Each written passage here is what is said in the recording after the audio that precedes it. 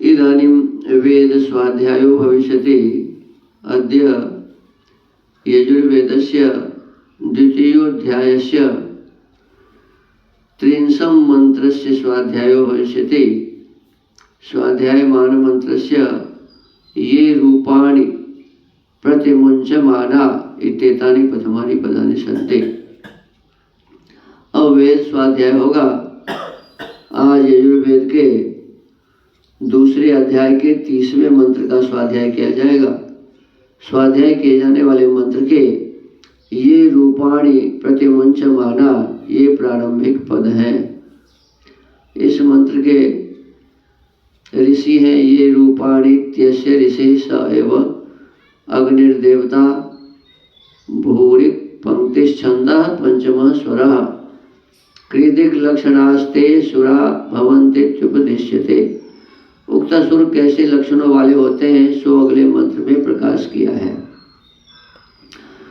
ओम ये रूपाणि प्रतिमुञ्चमाना असुराः सन्तः स्वदया चरन्ति परापुरो निपुरो ये भरन्त्यग्निष्टां लोकात् प्रणुदात्यस्मात्।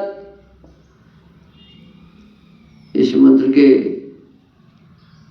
पदार्थ को लिखते हुए महर्षि दयानंद सरस्वती जी लिखते हैं, ये जो दुष्ट मनुष्य रूपाणी ज्ञान के अनुकूल अपने अंतःकरणों में विचारे हुए भावों को प्रतिमुञ्चमाना दूसरे के सामने छिपाकर विपरीत भावों के प्रकाश करने हारे असुरा धर्म को ढांपते संता है स्वधया पृथ्वी में जहाँ तहाँ चरन्ते जाते आते हैं तथा जो परापुरा संसार से उलटे अपने शुभकारी कामों को नित्य सिद्ध करने के लिए यत्न करने निपुण और दुष्ट स्वभावों को परिपूर्ण करने वाले संत हैं, अर्थात जो अन्याय से औरों के पदार्थों को धारण करते हैं तान उन दुष्टों को अग्नि जगदीश्वर अस्मात् इस प्रत्यक्ष और अप्रत्यक्ष लोक से प्रणुदाति दूर करे। भावार्थ, जो दुष्ट मनुष्य अपने मन वचन और शरीर से झूठे आचरण करते हुए अन्याय से अन्य प्राणियों को पीड़ा देकर अपने सुख के लिए औरों के पदार्थों को ग्रहण कर लेते हैं, ईश्वर उनको दुख युक्त करता है। देखिए इस मंत्र में कहा है कि दुष्ट कौन है, तो कहते हैं झूठ आचरण करने वाला व्यक्ति दुष्ट है और ऐसे दुष्ट व्यक्ति अपने मन और वचन से अपने शरीर से झूठे ही कर्म करते हैं, आचरण करते हैं। ऐसे झूठे आचरण करने वाले अन्यायी जो भी व्यक्ति है जो अन्य प्राणियों को दुख देता है, कष्ट देता है, परेशान करता है,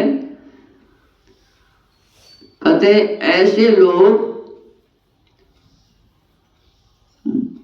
मुझे सुख हो इसके लिए दूसरों के सुख को छीन लेते हैं, दूसरों को दुख देते हैं, दूसरों को परेशान करके अपने जीवन के सुख को बढ़ाने में लगे रहते हैं। तो ऐसे दुष्ट व्यक्ति से, झूठे व्यक्ति से, मनसा वाचा कर्मणा गलत आचरण करने वाले व्यक्तियों से हम आप सभी को सावधान रहना चाहिए। और परमात्मा ऐसे व्यक्ति को सदा दुख देते हैं, ईश्वर उनको दुख युक्त करता है। पता नहीं चलता है उसे कि परमात्मा ने मेरे ही कर्मों का फल मुझे दिया है, परंतु जब उन्हें दुख होता है तो परमात्मा को ही दोष देते रहते हैं। तो समय समय पर ऐसे व्यक्ति प्रारंभ में तो मालूम होता है कि मैं आगे बढ़ रहा हूं, लेकिन बाद में उसे बहुत कष्ट होता है, दुख होता है और फिर परेशान होते रहते हैं। कहते परमात्मा तो उसे दुख युक्त करता है और नीच योनियों में जन्म देता है।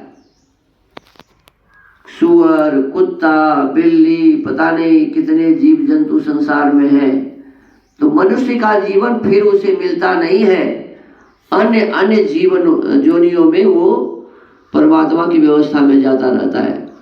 वे अपने पापों के फलों को भोग के और अन्य योनियों में अपने पापों को फलों को जब भोग लेता है तो फिर मनुष्य देह के योग्य होते हैं। बिना अपने कर्मों को, निकृष्ट कर्मों के फलों को भोगे हुए फिर मनुष्य का जन्म नहीं मिलेगा।